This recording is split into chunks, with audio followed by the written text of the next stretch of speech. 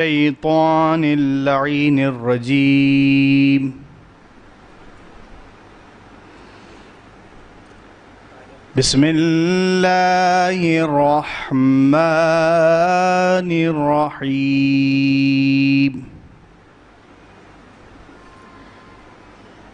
إن الله وملائكته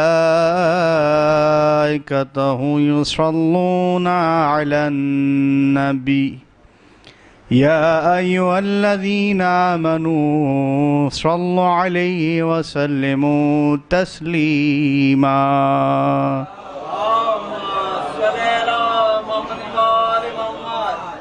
بسم الله الرحمن الرحيم. ياسين.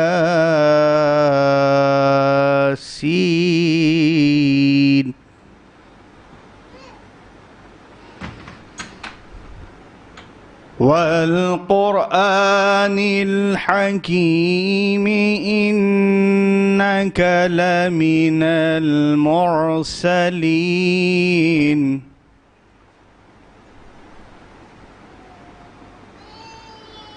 على صراط مستقيم تنزيل العزيز الرحيم.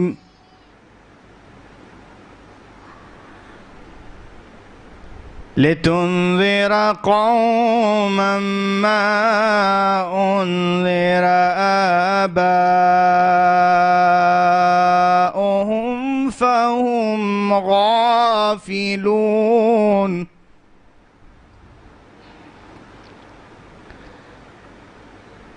لقد حق القول على أكثرهم فهم لا يؤمنون.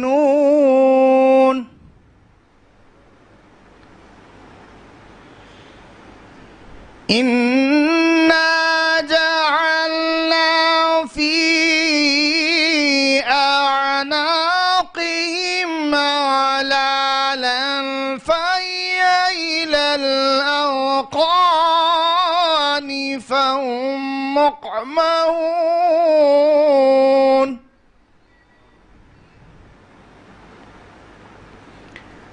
وجعلنا من بين أيديهم سدا ومن خلفهم سدا فأغشيناهم فهم لا يبصرون.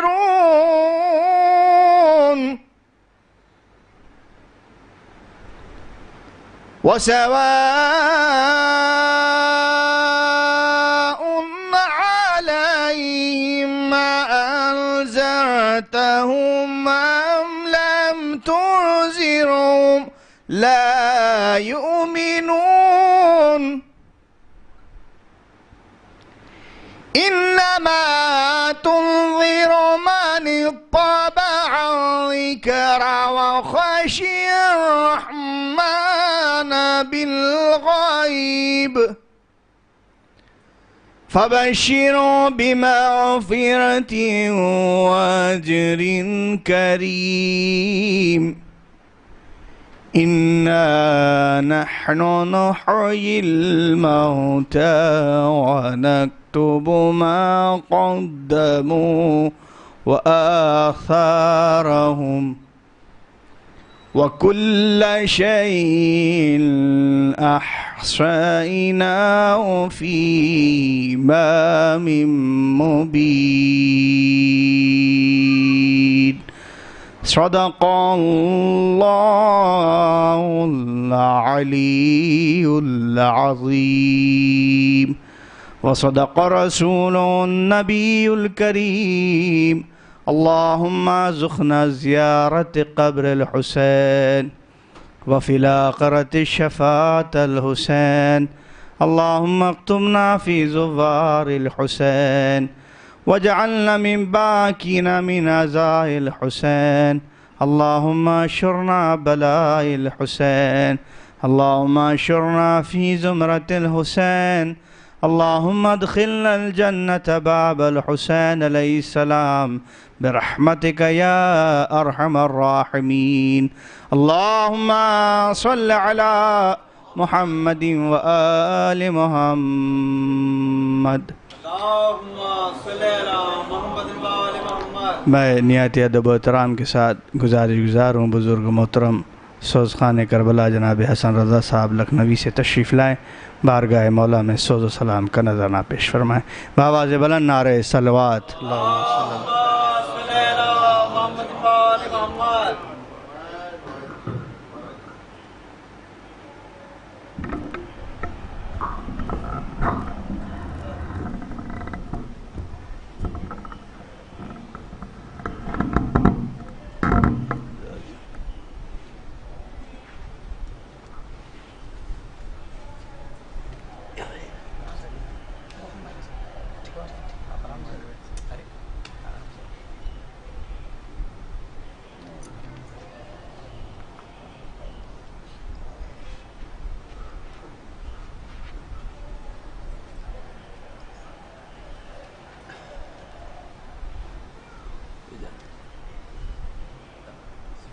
نعرہ صلوات.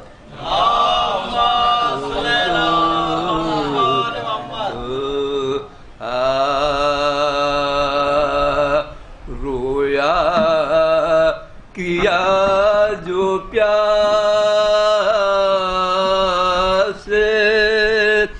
اصغر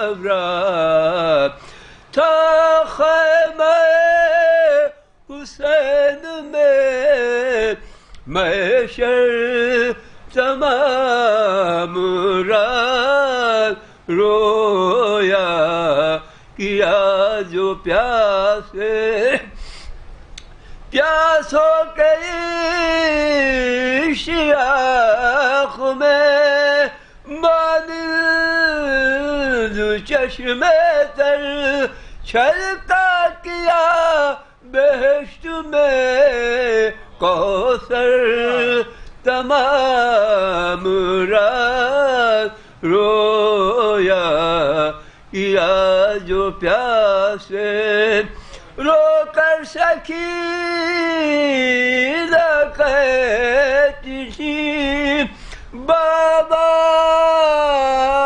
کی خیر ہو میں دیکھتی ہوں خواب میں خنجر امام رات تھا صبح کا خیال کے ہم ہوں گے ننگے سر اور ہی نہل بچنے چادر تمام رات رویا کیا جو پیاس.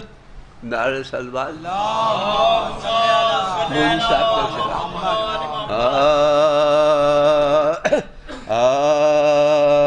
مجرئی خلق میں ان آنکھوں سے کیا کیا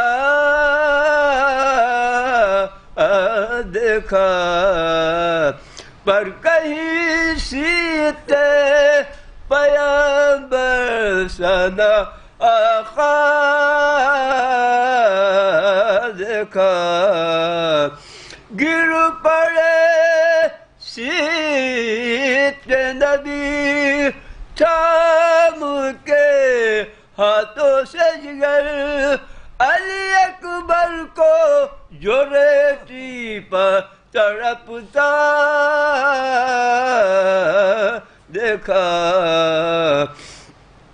کہتے تھے سید سجاد کے دیکھے نہ کوئی ہم نے جو کچھ ستم لشکر آدھا دیکھا صدمے کا ٹوک جفا توخ کی ایذائے رسن صدمے کاٹو کے جفا توخ کی ایزائے رسن ایک بابا کے جدا ہونے سے کیا کیا دیکھا مجرئی خلقوں میں شام میں لوگ یہ کہتے تھے کہ آنکھوں سے بیریدہ ہم نے سر دختر زہرا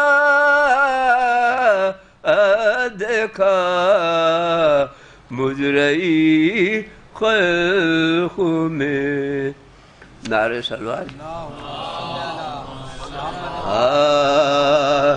جس کو غم حسین کی دولت نہیں ملی اس کو خدا کے دین میں عزت نہیں ملی گلزار فاطمہ سے کیا جس نے انحراف اس کو ہوائے باغ رسالت نہیں ملی بعد رسول غضب کیا حق فاطمہ بنت نبی کو ان کی وراثت نہیں ملی ظلم یزیدیت کی حد ہو گئی تمام لیکن علی کے لال سے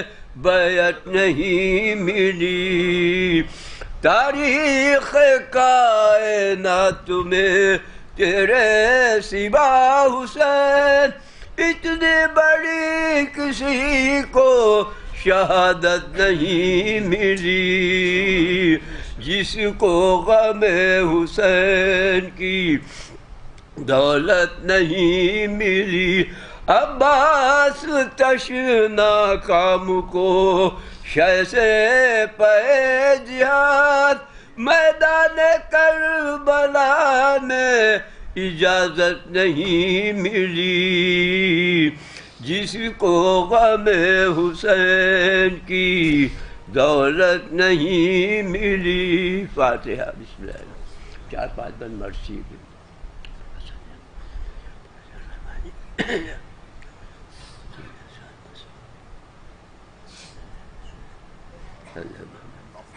نعرہ سلوات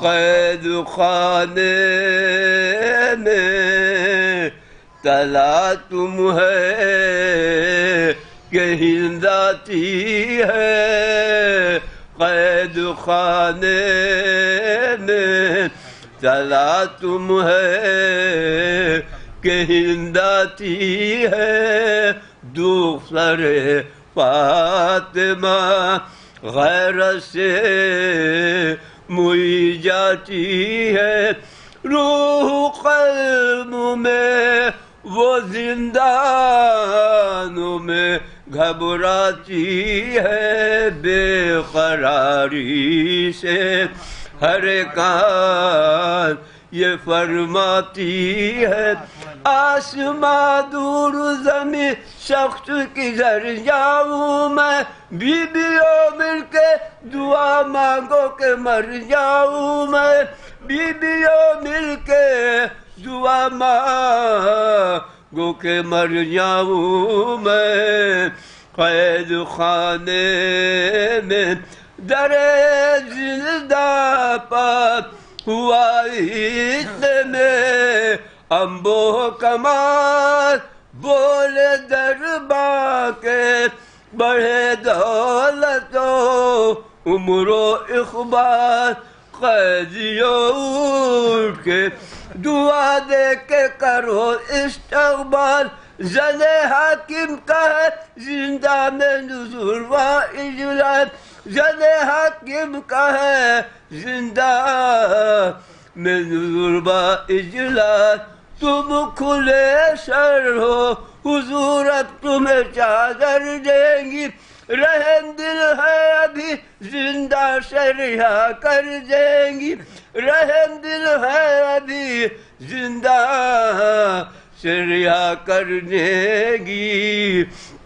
قید خانے میں در زندہ پا قدم ہلنے رکھا ناگاہ، اور باہر سے نقیبوں نے کہا بسم اللہ، لونڈیا آگے بڑھی کہتی ہوئی پیش نگاہ، پیچھے دامن لیے ہاتھوں میں خواص ہمراہ، پیچھے دامن لیے ہاتھوں میں خواص ہمراہ، سر پر رکھے کوئی کرسی جدید آتی ہے، کوئی بغلوں میں لیے تکیہ و مسند آئی، کوئی بغلوں میں لیے تکیہ و مسند آئی۔ قید خانے لونڈیاں تھیں زنے حقیب کی جو جلووں میں رواں، دیکھتی کیا ہے کہ ایک شیر ہے آہوں میں نہا لاغر و خاصتاً فاقہ کش و تشلدہ، رخ پر سیلی کے نشاں پشت پر دروں کے نشاں، رخ پر سیلی کے نشاں پشت پر دروں کے نشاں، دست و فاقوں سے زنجیروں میں سراتے ہیں، اس خانے سے لرزنے کی صدا آتی ہے، اس خانے سے لرزنے کی صدا آتی ہے۔ قید خانے نے ہند نے پوچھا مرض کیا ہے، کہا بے پدری، رو کے بولی کہ دوا کیا ہے، کہا نوگری گھر جو دریافت کیا، کہنے لگے در بدری، بولی لیتا ہے خبر کون کہا بے خبری، بولی لیتا ہے خبر کون کہا بے خبری، آہ کرنے کا سبب پوچھو تو شرمانے لگے، تازیانوں کے نشاں پشت پر دکھلانے لگے، تازیانوں کے نشاں پشت پر دکھلانے لگے۔ قید خانے میں چلا تم ہے کہ ہند آتی ہے۔ نعرہ سلوات۔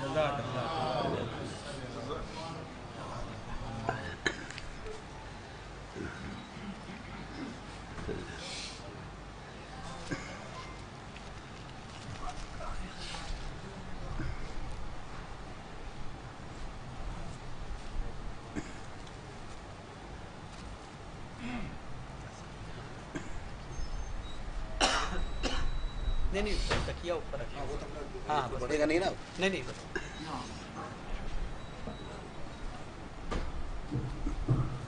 عزادار عظمی بھائی سے گزارش ہے، مولانا تشریف لا چکے ہیں۔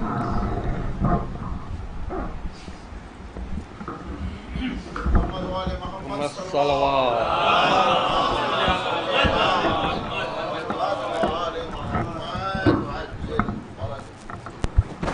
دو مطلے اور دو شعر، مطلے ملاد ہوں، ایک نعرہ صلوات کا سارا تھی۔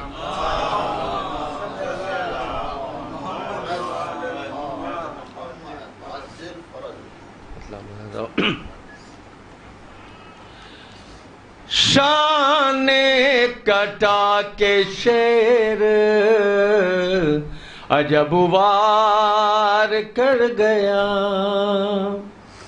شان کٹا کے شیر عجب وار کر گیا، تیغوں کی جتنی دھار تھی بیکار کر گیا،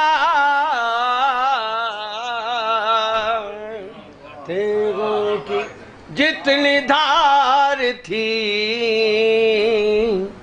اور یہ شعر یہ بھی مسئلہ ملاحظہ کیے گا. بیعت سے مسکرا کے یوں انکار کر گیا. بیعت سے مسکرا کے یوں انکار کر گیا. بے شیر اپنے قد سے بڑا وار کر گیا. بے شیر اپنے قد سے بڑا وار کر گیا. او عباس تیری تیغ میں کتنا جلال ہے. عباس تیری تیغ میں کتنا جلال ہے. ہلکی سی ایک لکیر کو دیوار کر گیا. ہلکی سی ایک لکیر کو دیوار کر گیا. اور پرچم دوشے پرچم جہاں جہاں بھی کھلا کربلا کے بعد. پرچم جہاں جہاں بھی کھلا کربلا کے بعد. صحت ہمیں ملی انہیں بیمار کر گیا. ہمیں ملی انہیں بیمار کر گیا. یا آخری شعر. صحت ہمیں ملی انہیں بیمار کر گئے. اور یہ آخری شعر. لعنت کی قید میں تیری بیعت کو اے یزید. ملاحظہ کیے گا دیکھیے گا. لعنت کی قید میں تیری بیعت کو اے یزید. سجاد جاتے جاتے گرفتار کر گیا.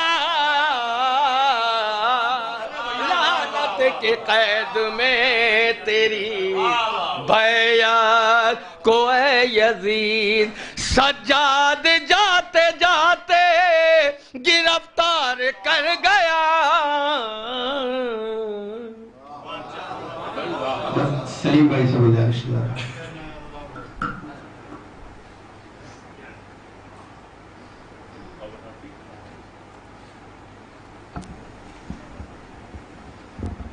نعرہ صلوات.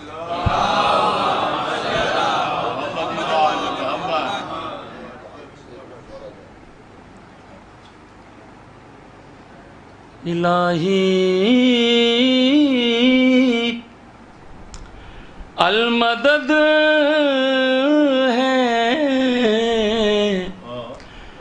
راستہ دشوار پانی میں قدم رکھتا نہیں ہے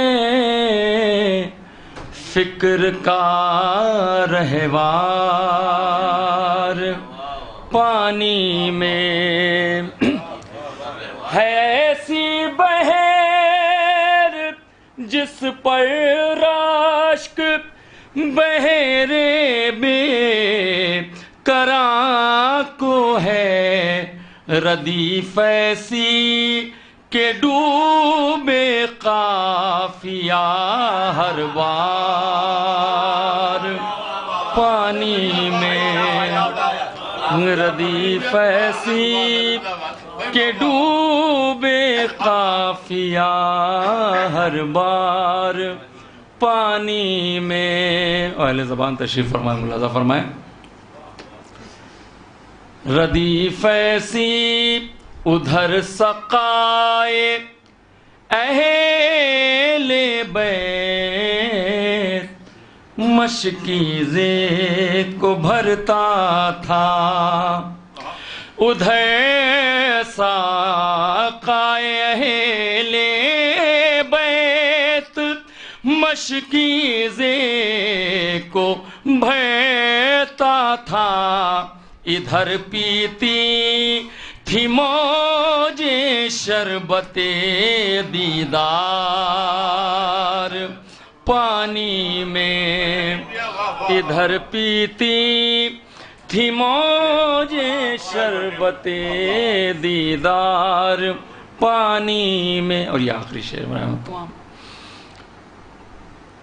کہ مقابل شیر کے آتے جو پہرے دار پانی میں، مقابل شیر کے آتے جو پہرے دار پانی میں، تو ہوتے ایک کے دو اور دو کے چار پانی میں. تو پرکھنا آگ میں سونے کا سنتے آئے تھے، لیکن پرکھنا آگ میں سونے کا سنتے آئے تھے، لیکن علی کے لال کا پر کھا گیا کردار پانی میں.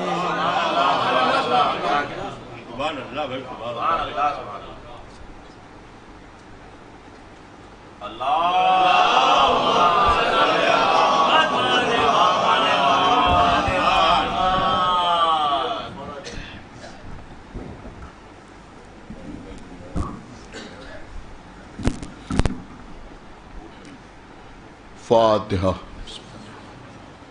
الحمدللہ مستقیم الذین علیہم غیر المغضوب علیہم.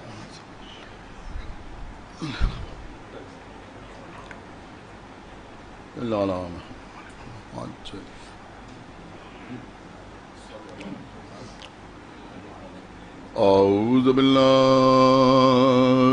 السمیع العلی العظیم من الشیطان اللعین الرجیم.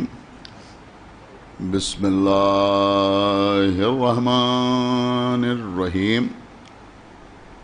الحمد للہ الذی ہدانا لہذا وما كنا لنهتدي لولا ان هدانا الله.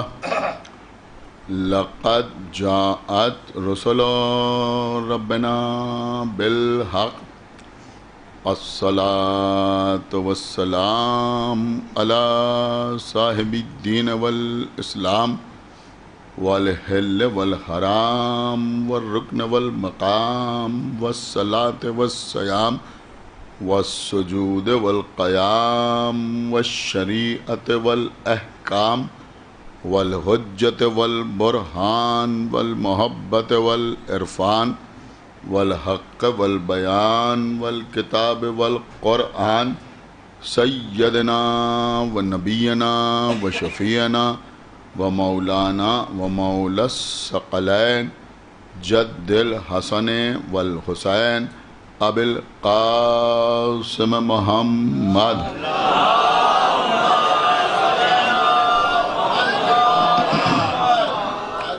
وعلى أهل بيته الطيبين الطاهرين المعصومين المظلومين المنتخبين المنتجبين الذين أذهب الله عنهم الرجس وطهرهم تطهيرا.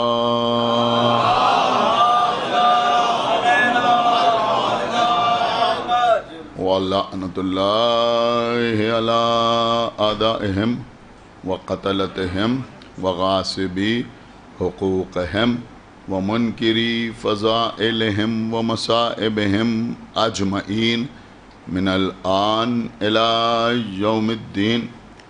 أما بعد فقد قال الله سبحانه تبارك وتعالى فی کتابہ المجید وفرقانہ الحمید وقولہ الحق بسم اللہ الرحمن الرحیم حافظوا علی الصلوات والصلاة الوسطی وقوموا للہ قانتین. صلوات بربان.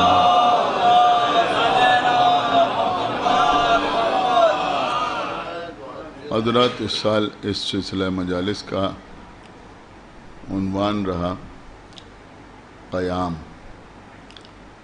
آج اس سلسلے کی آخری مجلس ہے. موضوع تو مکمل نہ ہو سکا لیکن بہرحال اپنی حیثیت بھر چند باتیں میں آپ تک پہنچانے میں کامیاب رہا. سورہ مبارکہ بقرہ کی 238ویں آیت کو سرنامہ سخن قرار دیا، جس میں ارشاد ہو رہا ہے کہ حافظوا علی الصلوات، اپنی نمازوں کی حفاظت کرو، والصلاۃ الوسطی، اور جو بیچ والی نماز ہے، درمیانی نماز ہے، اس کی بھی حفاظت کرو. وقوموا للہ قانتین، اور اللہ کے لیے قیام کرو قنوت پڑھنے والوں کے ساتھ. ایک صلوات.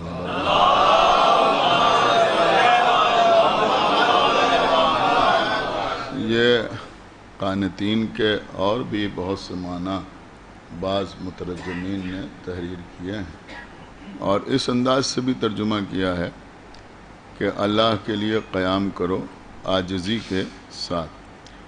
لیکن ہمارے علماء نے، جس میں ایک نام مولانا فرمان علی صاحب قبلہ کا بھی ہے، جن کا ترجمہ کیا ہوا قرآن تقریباً ہم لوگوں کے علاقے میں ہر گھر میں موجود ہوگا، انہوں نے ترجمہ یہی کیا ہے کہ قنوت پڑھنے والوں کے ساتھ قیام کرو. اور آپ اس بات کو جانتے ہیں کہ دوران نماز قنوت پڑھنا تشیع کی پہچان ہے. ایک صلوات ہے.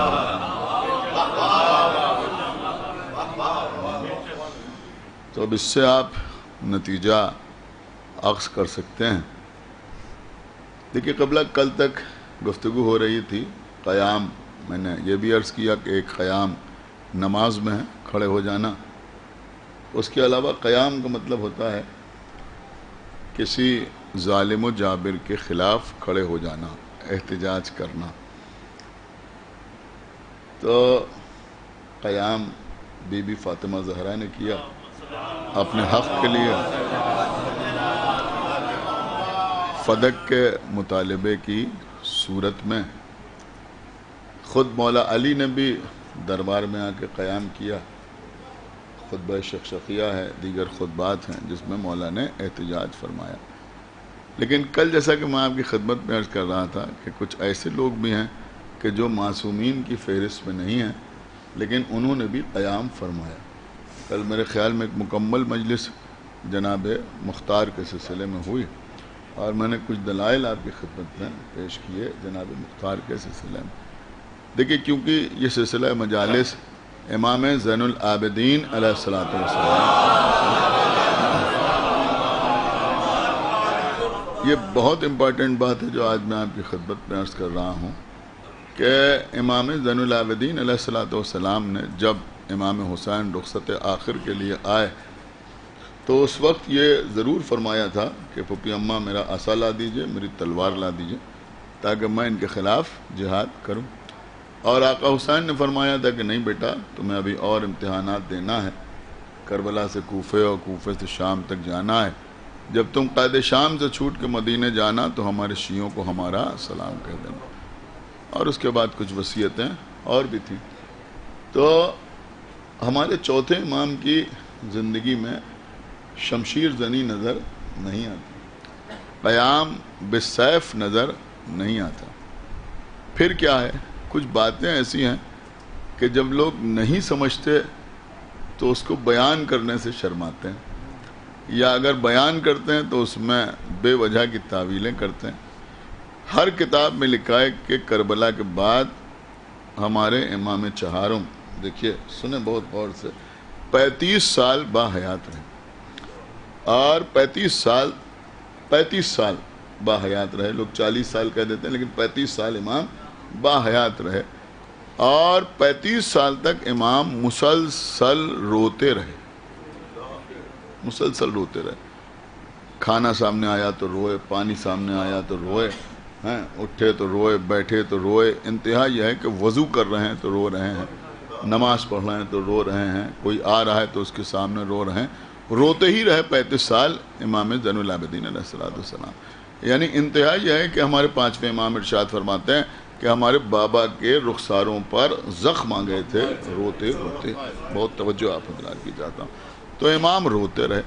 دیکھیے آج کل کچھ لوگ جو معاملات کو بالکل نہیں سمجھتے، جن کے پاس عقل نام کی کوئی شے نہیں ہے، وہ سمجھتے ہیں کہ صاحب رونے سے کیا ہوتا ہے۔ بہت توجہ، میں نے کہا صاحب میدان عمل میں آئیے، ظلم کے خلاف آواز اٹھائیے، یہ کیجئے وہ کیجئے، خالی رونے سے کیا ہوتا ہے۔ دیکھیے قبلہ مسلسل رونا بھی ایک قیام ہے۔ ایک صلوات پڑھے بر محمد وآل محمد۔ نہایت سمجھدار حضرات یہاں بیٹھے ہیں تو پڑھنے میں بھی لطف آتا ہے، اس لیے کہ آپ اشارے سمجھتے ہیں۔ میں ایک جملہ آپ کی خدمت میں عرض کر رہا ہوں کہ رونا بھی ایک قیام ہے، رونا بھی ایک قیام ہے۔ اور اگر کسی کی سمجھ میں بات نہیں آ رہی ہے کہ رونے سے کیا ہوتا ہے، تو میں آپ کی خدمت میں عرض کروں گا کہ رونے سے کیا ہوتا ہے یہ برادران یوسف سے پوچھئے۔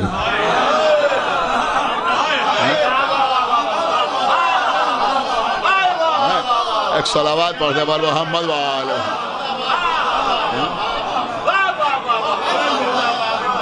ایک بابا دے بلند صلوات پڑھے بر محمد۔ اب میں کیا آپ کی خدمت میں عرض کروں، ایسے ایسے مصرے کہہ دیے گئے کہ صرف رو لینا ہی نصب العین ہو سکتا نہیں عزیزوں، ایسا نہیں ہے۔ امام زین العابدین تو روتے ہی رہے، 35 سال تک روتے رہے۔ لیکن اب رونے سے کیا ہوتا ہے؟ جناب یعقوب روتے رہے، اللہ کے نبی تھے، نبی کا کام کیا ہوتا ہے؟ نبی کا کام کیا ہوتا ہے؟ نبی کا کام تبلیغ ہی تو ہوتا ہے، لیکن جناب یعقوب رو رہے ہیں، مسلسل رو رہے ہیں۔ اب جب جناب یعقوب روتے تھے تو جناب یوسف کے بھائی پریشان ہوتے تھے۔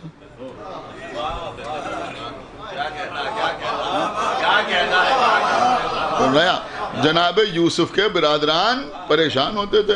کیوں پریشان ہوتے تھے؟ ان کا یہ رو رہے ہیں، وہ پریشان ہو رہے ہیں۔ آنکھیں جناب یعقوب کی ہیں، آنسو جناب یعقوب کے ہیں، رو رہے ہیں جناب یعقوب، پریشان یہ ہو رہے ہیں۔ کیوں پریشان ہوتے تھے؟ اس لیے پریشان ہوتے تھے، دیکھیے ایک بالکل فطری بات ہے کہ آپ کسی راستے سے گزر رہے ہوں اور کوئی بچہ ہنس رہا ہو تو کوئی نہیں پوچھے گا یہ کیوں ہنس رہا ہے، سمجھے آپ؟ نہیں سمجھے؟ کوئی پوچھے گا نہیں کہ یہ کیوں ہنس رہا ہے۔ لیکن اگر کوئی رو رہا ہو تو آدمی پوچھے گا یہ کیوں رو رہا ہے۔ بس قبلہ یہی ہے قیام۔ ایک صلوات پڑھے بر محمد۔ اچھا اگر رو رہا ہو تو پوچھے گا ضرور آدمی کہ بھئی یہ کیوں رو رہا ہے۔ اب اگر کوئی بزرگ رو رہا ہو تب بھی پوچھا جائے گا کہ بھئی یہ کیوں رو رہا ہے۔ تو اب جناب یعقوب روتے تھے، اب ان کے رونے سے ان کے بیٹوں کو پریشانی یہ تھی کہ بھئی یہ رو رہے ہیں، تو لوگ پوچھتے تھے یہ کیوں رو رہے ہیں، تو بتانا پڑتا تھا کہ یوسف کے فراق پر رو رہے ہیں، یوسف جدا ہو گئے اس لیے رو رہے ہیں۔ تو لوگ پوچھتے تھے یوسف جدا کیوں ہو گئے، تو پھر بتانا پڑتا تھا کہ اپنے بھائیوں کے ساتھ گئے اور پھر واپس نہیں آئے۔ تو ایک بات یہ تو سمجھ میں آئی قبلہ کہ وہ کسی فرقے سے تعلق رکھتا ہو، کسی خانوادے سے تعلق رکھتا ہو، کسی لباس میں رہتا ہو، لیکن اگر آنسوؤں سے پریشان ہے تو مجرمین میں شامل ہے۔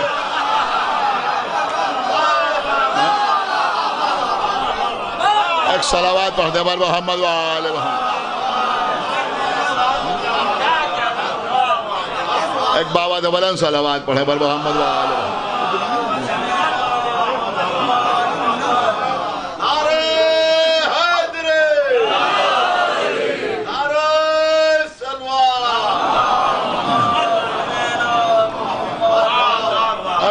قبلہ اس وقت جو حالات تھے اس میں امام زین العابدین علیہ الصلوۃ والسلام ظاہر سی بات ہے امام تھے اور وہ جہاد بالسیف بھی کر سکتے تھے، جہاد بالسیف بھی کر سکتے تھے، نام ہی علی تھا، شجاعت میں کوئی کمی تو نہیں تھی، چاہتے تو جہاد بالسیف کرتے، لیکن جہاد بالسیف سے بڑا جہاد تھا امام کا مسلسل رونا، اور یہ رونا یعنی دو ہی چیزیں تو ملتی ہیں امام زین العابدین علیہ الصلوۃ والسلام کی زندگی میں، یا تو رونا ہے یا دعا ہے. آپ نے غور نہیں کیا؟ یا تو گریہ کر رہے ہیں یا دعا کر رہے ہیں، یہی تو دو کام ہے نا. تو امام زین العابدین علیہ الصلوۃ. اب معاملہ قبلہ یہ ہے کہ اگر کوئی کسی کے خلاف گفتگو کر رہا ہو، کوئی کسی کے خلاف لوگوں کو جمع کر رہا ہو، کوئی کسی کے خلاف لوگوں کو آمادہ کر رہا ہو، تو حکومت کے پاس بہانہ ہوتا ہے کہ بھئی انہیں گرفتار کیا جائے، انہیں جیل میں ڈالا جائے، ان کے لیے یہ کیا جائے وہ کیا جائے. اب ایک شخص خالی رو رہا ہے، آپ سمجھ رہے ہیں؟ ایک صلوات پڑھے بار محمد جو آپ حضرات کی چاہتا ہوں، رو رہا ہے، یعنی اس سے بڑا کوئی اسلحہ ہی نہیں تھا. یہ گریہ جو ہے آنسو، اس سے بڑا کوئی اسلحہ نہیں تھا. تو امام مسلسل روتے رہتے تھے. اب دیکھیں یہ باتیں بیان کرنا نہایت ضروری ہیں. یہ جو کچھ لوگ مائنڈ واش کرنے کی، برین واش کرنے کی کوشش کرتے ہیں، انہوں نے کہا صاحب خالی رونے سے کیا ہوتا ہے، بس رونا پیٹنا، رو رہے ہیں، رونے سے کیا ہوتا ہے؟ ہمارا رونے سے بہت کچھ ہوتا ہے. جو 35 سال مسلسل رویا، جو 35 سال مسلسل رویا، اسی نے آپ کو صحیفہ کاملہ جیسی کتاب دی. ہائے ہائے ہائے، ایک صلوات پڑھتے بار محمد وآلہ محمد. یہ میں صرف اس لیے آپ کی خدمت میں عرض کر رہا ہوں کہ یہ جو مزاج بنایا جا رہا ہے کہ اپنی ہر کمی کے لیے عزاداری کو ذمہ دار ٹھہرا دیا جائے. بچے پڑھ نہیں پا رہے ہیں اس لیے کہ مجلسیں زیادہ ہو رہی، قوم ترقی نہیں کر پا رہی ہے اس لیے کہ عزاداری زیادہ ہو رہی ہے، لوگوں کا کردار نہیں سنور رہا ہے اس لیے کہ عزاداری زیادہ ہو رہی ہے. یعنی ہر خرابی کے لیے، ہر کمی کے لیے عزا امام حسین علیہ الصلوۃ والسلام کو ذمہ دار بنا دیا جاتا ہے. صاحب کیونکہ عزاداری کیا کرتے ہیں، ہر وقت لوگ ماتم کیا کرتے ہیں، مجلس کیا کرتے ہیں، لہذا یہ نہیں ہو پا رہا ہے، وہ نہیں ہو پا رہا ہے، وہ نہیں ہو پا رہا ہے. ارے بھائی 35 سال امام روتے رہے یا نہیں روتے رہے؟ اب ایک اور بات کہی جانے لگی، انہوں نے کہا بس اتنی عزاداری کیجئے جتنی امام نے کی. سن رہے ہیں آپ وہ کیا کہنا چاہتے ہیں؟ ہم سمجھتے ہیں بس اتنی عزاداری کیجئے جتنی امام نے کی. کسی میں دم ہے اتنی عزاداری کرنے کا؟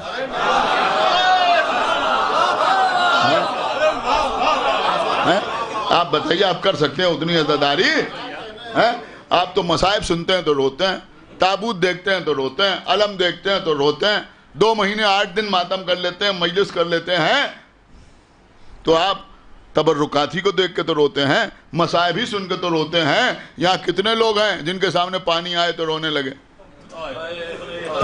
جو کھانا دیکھیں تو رونے لگے، لیکن امام زین العابدین کھانا دیکھا تو رو رہے ہیں، پانی دیکھا تو رو رہے ہیں. اور جو 35 سال رویا اسی کی کتاب. کہ آج بھی ایک قیامی مجھے آپ کی خدمت میں عرض کرنا ہے، پوری توجہ کے ساتھ آپ سماعت فرمائیں. تو 35 سال روتے رہے اور انہی کی کتاب صحیفہ کاملہ، صحیفہ سجادیہ، صحیفہ سجادیہ ہی کو صحیفہ کاملہ کہتے ہیں.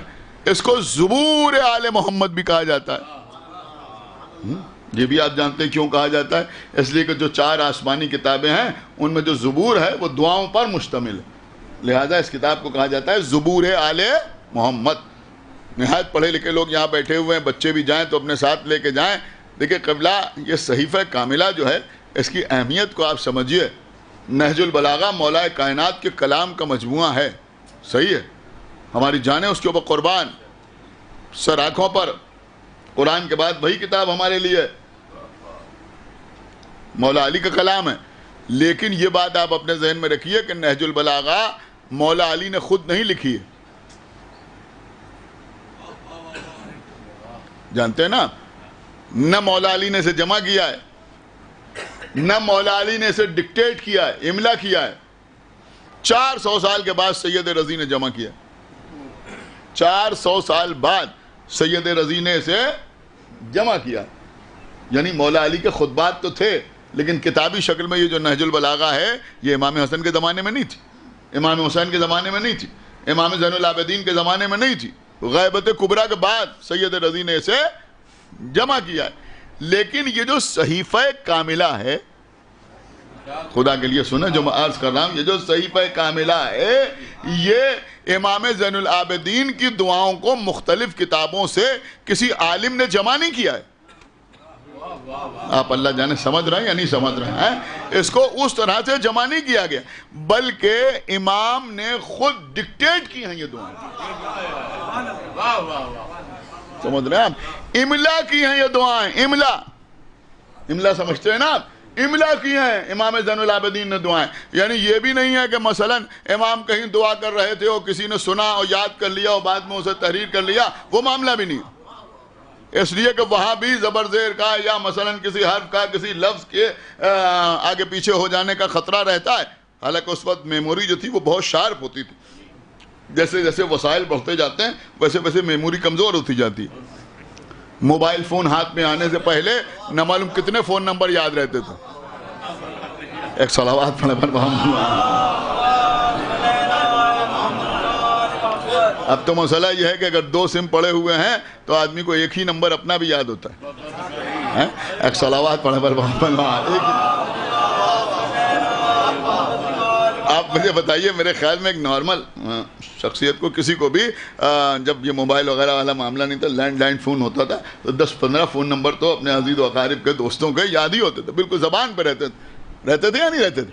لیکن اب نہیں رہتے. تو اب اس وقت تو اور زیادہ میموری ہوا کرتی تھی تو لوگ سنتے تھے تو یاد کر لیتے تھے. اسی طرح سے تو یہ ساری روایتیں ہم تک آئیں. لیکن بہرحال جو سن کے یاد کرتے تھے وہ خاطی لوگ تو ہوتے تھے نا، تو وہاں غلطی کا امکان ہوتا تھا.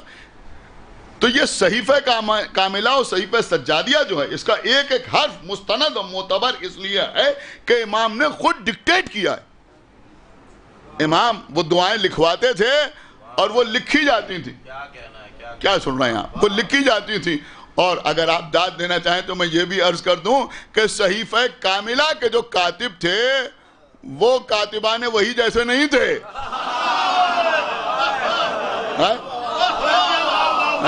ایک صلوات پڑھے والے محمد وآلہ محمد.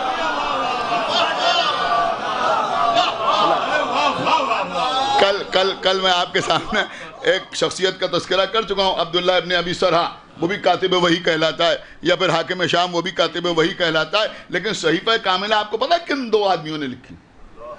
2 لوگوں نے صحیفہ کاملہ کو لکھا. یعنی جب امام بولتے تھے تو 2 آدمی لکھتے تھے الگ الگ. آپ کو پتا ہے کون 2 آدمی لکھتے تھے؟ دیکھیں میں قیام تک آپ کو لا رہا ہوں، بہت توجہ. وہ 2 آدمی لکھنے والے کون ہوتے تھے؟ ایک تھے امام محمد باقر علیہ السلام، یعنی امام زین العابدین علیہ السلام کے فرزند امام محمد باقر علیہ السلام. اور دوسرے تھے جناب زید شہید. آپ سنیے گا بہت بہت. ایک صلوات پڑھے بر محمد ایک صلوات اور پڑھے بر محمد یہاں بہرحال میرے خیال میں اچھی خاصی تعداد میں ہوں گے زیدی سادات. ایک صلوات پڑھے بر محمد. دیکھیں یہ بھی بڑی مظلوم شخصیت ہیں، ان کا میرے خیال میں تذکرہ ہی نہیں ہوتا، اور اگر تذکرہ ہوتا ہے تو اس میں بھی لوگ جو ہیں وہ خیانت کرتے ہیں. پوری توجہ کے ساتھ سنیے گا. تو امام محمد باقر نے بھی لکھا اور جناب زید شہید نے بھی لکھا صحیفہ کاملہ کو، دونوں نے لکھا. اب امام محمد باقر نے جو نسخہ تیار کیا وہ ان کے بعد کس کے پاس آیا؟ امام جعفر صادق علیہ السلام کے پاس آیا. اور جناب زید شہید نے جو صحیفہ کاملہ کو لکھا وہ نسخہ جناب یحییٰ ابن زید کے پاس آیا. جناب یحییٰ ابن زید، کوئی زیدی جو ہے وہ یحییٰ ابن زید کی اولاد نہیں، اس لیے کہ جناب یحییٰ ابن زید جو تھے 18 سال کے سن میں انہوں نے بھی قیام فرمایا اور وہ بھی شہید ہو گئے. یہ ان کے جو باقی 3 بیٹے تھے مثلا جناب محمد، یہ جناب حسین اور جناب عبداللہ، ان کی اولاد سے زیدی سادات ہیں. سنیں بہت توجہ کے ساتھ. تو یحییٰ ابن زید ان کے پاس رہا وہ نسخہ. جناب یحییٰ ابن زید جب قیام کے لیے جا رہے تھے تو راستے میں ایک شخص سے ملاقات ہوئی. جب اس سے ملاقات ہوئی اور اس سے گفتگو ہوئی تو اس نے کہا کہ بھائی ہم نے سنا ہے کہ پیغمبر اسلام نے آپ کے لیے بھی بشارت دی تھی کہ آپ شہید ہو جائیں گے جب قیام کریں گے. تو یحییٰ ابن زید نے کہا کہ اچھا تم نے اچھی بات ہمیں یاد دلائی اور ہم قیام کرنے کے لیے جا رہے ہیں، تو یہ ایک کپڑے میں لپٹی ہوئی ایک کتاب تھی، کہا یہ لو اور جا کر فلاں فلاں کو دے دینا، اور جن کے لیے کہا وہ عباس ابن عبد المطلب کی اولاد سے، کہا ان کو دے دینا، وہ امام جعفر صادق کے پاس پہنچا دیں گے۔ کیا سننا یہ مجمع، خدا کے لیے بیدار ہوئیے۔ اس طرح سے وہ نسخہ جو زید شہید نے لکھا تھا وہ امام جعفر صادق علیہ السلام کے پاس آیا۔ اب جب امام کے پاس وہ نسخہ آیا تو بھرا ہوا دربار تھا، اور ظاہر سی بات ہے کہ امام کے سارے شاگرد وہاں بیٹھے ہوئے تھے۔ جناب ابو بصیر، کیسے کیسے شاگرد، جناب ہشام بن حکم، جناب علی ابن محمد جو مومن طاق کہلاتے تھے وہ، جناب فضال، یعنی خاص جو امام کے شاگرد تھے وہ سب امام کے سامنے بیٹھے ہوئے تھے۔ اب وہ نسخہ لا کے رکھا گیا، پوچھا یہ کیا ہے؟ کہا یہ یحییٰ ابن زید نے آپ کے پاس بھیجا ہے، یحییٰ ابن زید نے آپ کے پاس بھیجا ہے۔ امام سمجھ گئے کیا آیا ہے، اپنے خادم کو آواز دی، فلاں صندوقچے سے ایک کتاب رکھی ہے وہ بھی نکال لاؤ۔ کیا سنا آپ نے؟ وہ کتاب گھر کے اندر سے آئی۔ وہ کتاب کون سی تھی؟ جو معصوم کی لکھی ہوئی تھی۔ خدا کے لیے بیدار ہوئیے، جو امام محمد باقر کی تحریر تھی، انہوں نے لکھی تھی، امام زین العابدین نے ڈکٹیٹ کی اور انہوں نے لکھی، وہ کتاب سامنے منگائی، اور اس کے بعد اس کتاب کو بھی کھولا اور اس کتاب کو بھی کھولا، اور دونوں کتابوں کو پڑھنا شروع کیا اور دونوں کا کمپیریزن کیا، تو تاریخ بتاتی ہے کہ ایک حرف کا فرق نہ تھا۔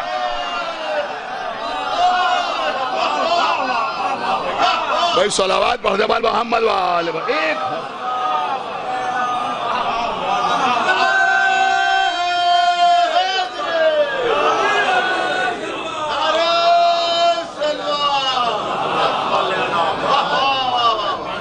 دیکھیں پریشان ہونے کی بات نہیں ہے، میں بالکل صاف بات آپ کی خدمت میں عرض کر رہا ہوں کہ جس نے آل محمد کی نصرت کی اس کو بدنام کرنے کی کوشش کی گئی، یہ بھی ایک پوری سازش رہی ہے۔ اگر جناب ابو طالب نے رسول اللہ کی نصرت کی تو لوگوں نے ان کو کافر کہنا شروع کر دیا۔ آپ میری بات سمجھ رہے ہیں یا نہیں سمجھ رہے ہیں؟ اگر جناب ابو لولو فیروز نے اہل بیت کی نصرت کی تو ان کو آتش پرست کہنا شروع کر دیا گیا۔ اگر جناب مختار نے نصرت اہل بیت کی، قیام فرمایا، تو جناب مختار کے اوپر اعتراضات کی بوچھار کر دی گئی۔ جناب زید شہید نے رضائے آل محمد کے لیے قیام کیا۔ ایک صلوات پڑھے بار محمد و آل محمد۔ دیکھیں یہ چیزیں بھی بیان کرنا ضروری ہیں۔ اور ایک بڑی سازش یہ ہوئی کہ قیام کو خروج کہہ دیا گیا۔ آپ میری بات سمجھ رہے ہیں؟ یعنی آپ دیکھیے اکثر آپ سنتے ہیں انہوں نے کہا خروج جناب مختار، خروج اور ہے، قیام اور ہے۔ آپ میری بات سمجھ رہے ہیں؟ خروج جو ہے وہ عادل بادشاہوں کے مقابلے میں ہوتا ہے، قیام جو ہے وہ ظالم بادشاہوں کے مقابلے میں ہوتا ہے۔ میں سمجھتا ہوں کہ بڑی سازش کے تحت یہ خروج کا لفظ استعمال ہوا جناب مختار کے لیے بھی، اور کبھی کبھی اپنے بھی استعمال کرنے لگے۔ دیکھیں ایک بات میں بالکل واضح طور پہ آپ کی خدمت میں عرض کروں، یہاں ماشاءاللہ میرے کچھ چھوٹے بھائی بھی ہیں جو مجلسیں بھی پڑھتے ہیں، میں عرض کروں کہ جب آدمی ممبر پہ آئے تو الفاظ کا انتخاب بہت سوچ سمجھ کے کرنا چاہیے، خاص طور سے اہل بیت کے سلسلے میں۔ ہمارے بزرگ بیٹھے ہوئے مولانا شفیق حسین صاحب قبلہ خداوند عالم ان کو طول عمر عطا کرے صحت و سلامتی کے ساتھ، ہمارے بزرگوں نے جب ہم نے مجلسیں پڑھنا شروع کی تو ہم کو جہاں بہت سی باتیں بتائیں وہاں یہ بھی بتایا کہ دیکھو بیٹا میر انیس اور مرزا دبیر کو کثرت سے پڑھو تاکہ انتخاب الفاظ میں غلطی نہ ہو۔ صلوات پڑھ دے بار محمد و آل محمد۔ ایک صلوات اور پڑھ دے بار محمد و آل محمد۔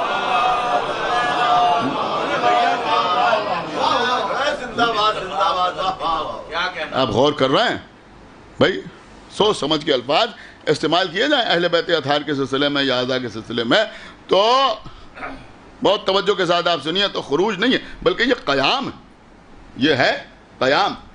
اب کچھ اعتراضات ہوتے ہیں جناب زید شہید کے سلسلے میں، آج امام زین العابدین صلی اللہ علیہ وسلم کے سلسلے کی مجلس ہے، میں انہی کی خوشنودی کے لیے پڑھ رہا ہوں، انشاءاللہ دو چار باتیں اور مجلس تمام۔ سب سے پہلی بات تو یہ کہی جاتی ہے ان کا صاحب ان کے عقیدے کے سلسلے میں کہ مثلاً وہ 5ویں امام کی امامت کے قائل نہیں تھے، تو میں آپ کی خدمت میں عرض کروں کہ جہاں تک عقیدے کا سوال ہے، سنیے جو میں عرض کر رہا ہوں، یہ چیز شاید بالکل پڑھی نہیں جاتی کہ 2 واقعے ہیں جو ہمارے لیے سبق آموز ہیں۔ ہمارے 5ویں امام کی خدمت میں جناب کمیت اسدی آئے۔ لیکن میری کوشش یہی ہوگی کہ 1 گھنٹے کے اندر مجلس تمام ہو جائے، دوسری مجلس بھی ہے، لیکن میں چاہوں گا کہ آج یہ موضوع بھی کسی حد تک مکمل تو ہو ہی جائے۔ تو جناب کمیت اسدی آئے 5ویں امام کی خدمت میں اور ان کو کچھ اشعار سنائے۔ تو کمیت اسدی نوجوان شاعر تھے، بہترین شعر کہنے والے تھے۔ تو جب انہوں نے 5ویں امام کو اشعار سنائے تو امام چاہتے تو خود ہی اس کی اصلاح کر دیتے۔ امام سے زیادہ سمجھنے والا کون تھا؟ کون تھا امام سے زیادہ سمجھنے والا؟ لیکن امام نے فرمایا جناب کمیت اسدی سے کہ تم فرزدق سے اصلاح لیا کرو، اور ان کو جناب فرزدق کے پاس بھیج دیا۔ اگر چاہتے تو خود ہی اصلاح کر دیتے، لیکن فرزدق کے پاس بھیجا۔ شاید آنے والے شعراء کے لیے یہ امام کا یہ ایک اشارہ تھا کہ تو اگر شعر کہنے کا شوق ہے تو کسی کو استاد ضرور بناؤ۔ ایک صلوات پڑھے۔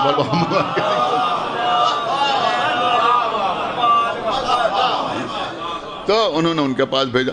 اور دوسرا واقعہ بھی ہے قبلہ، دیکھیں یہاں نہایت پڑھے لکھے لوگ بیٹھے ہوئے ہیں اور کوئی بات ہم ایسی پڑھ نہیں سکتے، پوری ذمہ داری کے ساتھ آپ کی خدمت میں عرض کر رہے ہیں کہ جناب ابو خالد اور جناب ابو حمزہ سمالی 2 مضبوط نام ہیں، مضبوط نام، اہل بیت کے چاہنے والے، اب بہت زیادہ ذی علم، نہ معلوم کتنی روایتیں ان لوگوں سے ہیں، جناب ابو خالد سے اور جناب ابو حمزہ سمالی سے۔ یہ دونوں کہتے ہیں کہ ہم نے ایک کتاب لکھی ملحدین کے خلاف۔ کس کے خلاف؟ ملحدین کے خلاف۔ اور وہ پوری کتاب جو تھی، اب یہ قبلہ سمجھیں گے اور 2-4 لوگ اور سمجھ لیں گے کہ وہ پوری کتاب جو تھی وہ علم کلام پر منحصر تھی۔ علم کلام کا مطلب وہ نہیں ہوتا جو عام طور پہ لوگ سمجھ لیتے ہیں کہ علم کلام کا مطلب کلام نہیں۔ علم کلام جو ہے وہ عقیدے سے تعلق رکھتا ہے، یعنی عقائد کے سلسلے میں، ایمان کے سلسلے میں جو چیزیں ہوتی ہیں اس کو کہتے ہیں علم کلام۔ تو انہوں نے عقائد کے سلسلے میں ایک کتاب لکھی ملحدین کے خلاف۔ تو وہ دونوں، ظاہر سی بات ہے کہ وہ آج کے دور کے کسی کی لکھی ہوئی کتاب نہیں تھی، امام کے زمانے میں امام کا خاص شاگرد انہوں نے کتاب لکھی تھی۔ تو وہ کتاب لے کر 5ویں امام کے پاس آئے اور 5ویں امام کو وہ کتاب دکھائی۔ امام نے کتاب کو دیکھا، سمجھ رہے ہیں، امام نے کتاب کو دیکھا اور مسکرا کے فرمایا کہ تم لوگ یہ کتاب زید کو لے جا کے دکھاؤ۔ سن رہے ہیں؟ خدا کے لیے بھائی بیدار ہوئیے، بہت توجہ آپ حضرات کی چاہتا ہوں کہ جاؤ اور جا کے زید کو دکھاؤ یہ کتاب۔ وہ کتاب لے کے زید شہید کی خدمت میں حاضر ہوئے اور اس کے بعد زید شہید کو وہ کتاب دکھائی، زید شہید کو وہ کتاب دکھائی۔ دیکھیں یہ میں اس لیے بھی پڑھ رہا ہوں کہ اکثر جو لوگ انقلابی کردار رکھتے ہیں ان کے لیے لوگ سوچتے ہیں کہ علمی حیثیت ان کی ویسی نہیں ہے۔ ایک صلوات پڑھتے پر محمد و آل محمد۔ تو بہرحال زید شہید کے پاس وہ کتاب لے کے آئے۔ اب یہ دونوں بیان کر رہے ہیں، میں نہیں بیان کر رہا ہوں، بلکہ یہ دونوں ابو خالد اور ابو حمزہ سمالی یہ بیان کرتے ہیں کہ جناب زید شہید نے کہا کہ تم سناؤ یہ کتاب۔ تو وہ مختصر رسالہ تھا لیکن تھا بڑا جامع، تو ان دونوں نے ان کے سامنے سنانا شروع کیا۔ یہ کہتے ہیں جب ہم سنائیں گے خاموش ہوئے تو ہم کو سب سے زیادہ حیرت تو ان کی یادداشت کے اوپر ہوئی۔ ہائے ہائے، آپ سنی نہیں رہے، ان کی یادداشت کے اوپر ہمیں حیرت ہوئی کہ پوری کتاب جو تقریباً 1.5-2 گھنٹے میں انہوں نے سنائی، اس کو سننے کے بعد زید شہید نے کہا سنو، فلاں سطر اور فلاں سطر اور فلاں تحریر اور فلاں عبارت یہ تو تمہارے ہی خلاف جا رہی ہے۔ ایک صلوات پڑھتے پر محمد والے، یہ تو تمہارے خلاف جا رہی ہے۔ سن رہے ہیں آپ؟ ایک صلوات پڑھے پر محمد والے محمد، یہ تو تمہارے خلاف جاری ہے۔ اب اس کے بعد کہتے ہیں انہوں نے اصلاح فرمائی اور آخر میں علم کلام سے متعلق کچھ جملے اس میں شامل کیے، یعنی انہوں نے کچھ اپنے جملے اس کتاب میں شامل کیے۔ اب یہ میثم زیدی نہیں کہہ رہا ہے، بلکہ یہ دونوں کہہ رہے ہیں کہ انہوں نے جو علم کلام کے جملے اس کتاب میں شامل کیے تو ہمیں ایسا محسوس ہوا کہ اگر یہ جملے نہ ہوتے تو ہماری کتاب صرف جسم تھی، اس میں روح تھی ہی نہیں۔ ایک صلوات پڑھیں بر محمد و آل محمد۔